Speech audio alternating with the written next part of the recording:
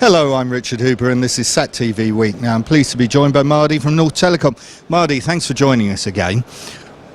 Industry is going through quite a bit of change. What trends are you seeing? Thank you for having me here. Yes, the market is shrinking and everybody is talking about, price reductions, excess capacity, oversupply capacity, and the consequence is, yes, market is shrinking. But what we can do in future, from my standpoint, the future is more collaborations, consolidations, and working along the supply chain from perhaps even satellite manufacturers all the way to satellite operators, service providers, system integrators. We have to understand, and we need to understand, what is the value proposition of every players in the supply chain. If we understand, we perhaps can consolidate our expertise, resources, and the result would be, we can save a lot of cost. We can come up with more innovative idea, and we can overcome the challenge. That is, from my standpoint of view, in the future, we need to explore and we need to understand how we can move from a conventional business model, which we were doing in the past, just selling and buying type of basically transactions, which is very, very old concept in every niche market, to be like more collaborative, to go for more basically a strategic partnership to address all the concern of all the players inside the supply chain. This will ensure every party to have a sustainable basically business in the mid to long terms, rather than just thinking short terms, then we don't know what is going on, sometimes after 2-3 years. We have to understand this concept, and we really need to perhaps change a little bit our culture, whomever, and think about more collaboration and consolidation and working together, Are you finding that the customers are demanding more and more? Quite honestly, some customers, yes, in some particular verticals, they are demanding more because they are under impression that, okay, if they go for the volume of the business, the price gonna be cheaper at the end of the day, with the new concept look like HDS satellite, in the market, or for instance, for some very, very particular verticals look like IP backhauling, for instance, or ISPs, definitely they demanding more because their consumer, they are demanding more. Everybody want to move to more broadband type of connectivity, but IP trunking customers, they are just a very particular type of the customers in our industry. Perhaps I would say maybe in the very next future, by more advanced inside aeronautical basically verticals, we are going to witnessing some more demand, high throughput, maybe satellite help us to serve the broadband connectivity inside aviation industry. But then the other challenge would be, for instance, with the new regulation of US banning the laptop and all, then the question would be, okay, now we all in the satellite industry, we are trying to bring broadband connectivity inside airplanes, then how people they can utilize the broadband connectivity, if really the authority want to put the ban on, like anything bigger than the mobile, that would be our challenge. We never, I believe nobody thought about it, maybe one day the laptops would be banned on all international flight, This would be the challenge. Yeah, as I said, in some particular verticals, we are witnessing more demand, much more demand actually. In some particular verticals, actually people are asking for more reliability, perhaps more value add rather than just pipe, because pipe is something, value add is something. Previously, people just asking for basically a connectivity itself, But right now, people, they are asking for a lot of value add. Perhaps cloud computing, a little bit security. A lot of people, they would like to expand and extend their business application. Some sort of CRM software or whatever they have, all the way to all the branches. Talking about oil and gas industry, for instance.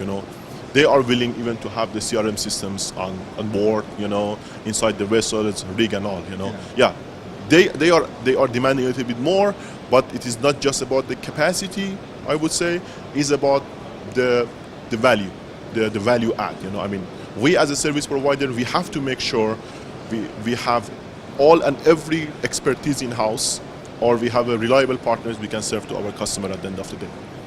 Now, cybersecurity, security in general, is a major problem. Every day you read something about somebody's been hacked. As a service provider, you are partly responsible for making sure that doesn't happen. How difficult is that? Very good question. Well, we as a service provider, actually, our core is to provide the infrastructures and make sure the infrastructures itself is secure, and is reliable enough to be able to serve to our customers. There is two different dimensions for cybersecurity from my standpoint of view. Cybersecurity in terms of making the infrastructure secure, and cybersecurity to make the application secure. We as a service providers often, or normally, we don't have any access to the customer application, and we don't want to have any access to the customer application because we are not doing any manipulation or whatever. We just simply providing the pipe. That's it. But we have to make sure even this connectivity, this pipe, is secure. Nobody is going to intercept the data, with whatever infrastructure we are providing for our basically customers. Yeah, it is a challenging. We are working with the different firms, different expertise to make sure this particular part of the network will remain secure. At the meantime, definitely we have some expertise in-house. We are often talking with our customers. We are trying to basically give them some advice. We have some monitoring tools. If we see there is any basically threat basically for our customers, or any unusual activity toward our customer network, we make sure we send the proper notification to our customers and making sure, okay, guys, there is some threat, you better take some measurement and all. Yes, but as I said, there is two parts. Infrastructures and application, which normally application is shouldered by the end customer, but definitely we are always ready to help them, to make make their application secure. Now, I wasn't going to mention it, but HDS, you mentioned it. Is it really having an impact? Yes. It's more about mindset, to be very honest, rather than, and there is a period, I believe we have to pass it, we all. HTS has been introduced from my standpoint of view, just my personal standpoint of view, a little bit in the wrong way. Back in 2012, we all, especially satellite operators, they were promoting the HTS satellite just with one pillar: better price, lower price, better to say, and better quality. It was the marketing tools. We have a lot of element inside the marketing strategy of each company. If you dare first, you introduce your new product just with the single pillar, which is the price. That's it.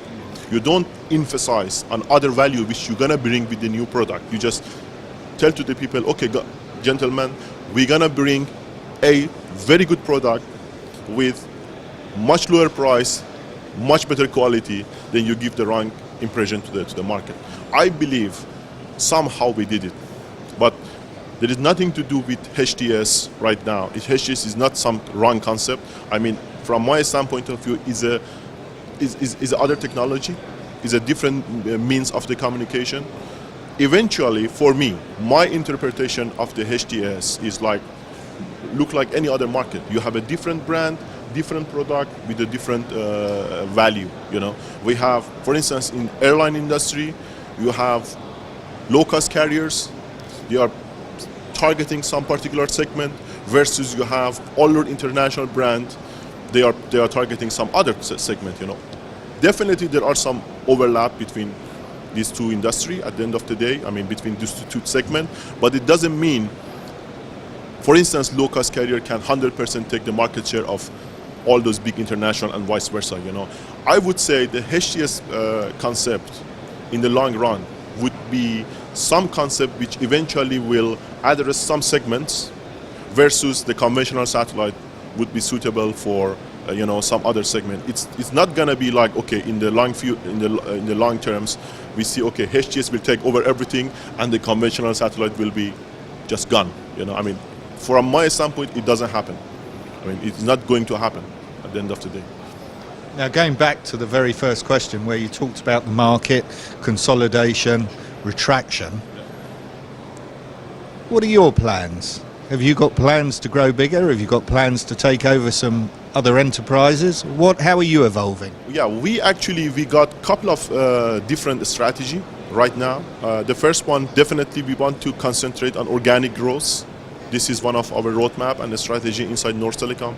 The second one, definitely we are going to acquire and merge with some of the firms across the globe, to utilize their expertise, to do more consolidation. And the third one is we are heavily working with a lot of players and other suppliers to see how we can leverage their facility and their infrastructures and their basically systems to bring the value inside NorthTelecom. It's simply is that in the third strategy is about economy of scale and economy of sharing.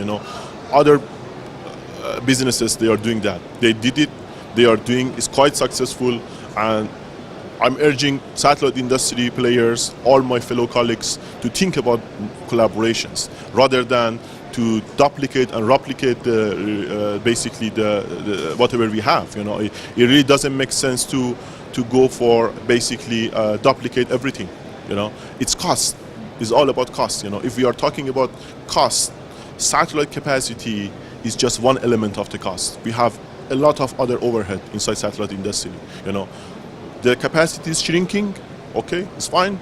It's the reality, but other elements of the cost.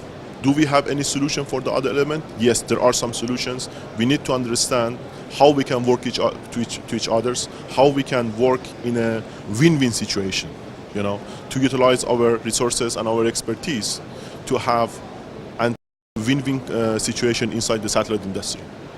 Marty, thank you very much. Thank you so much.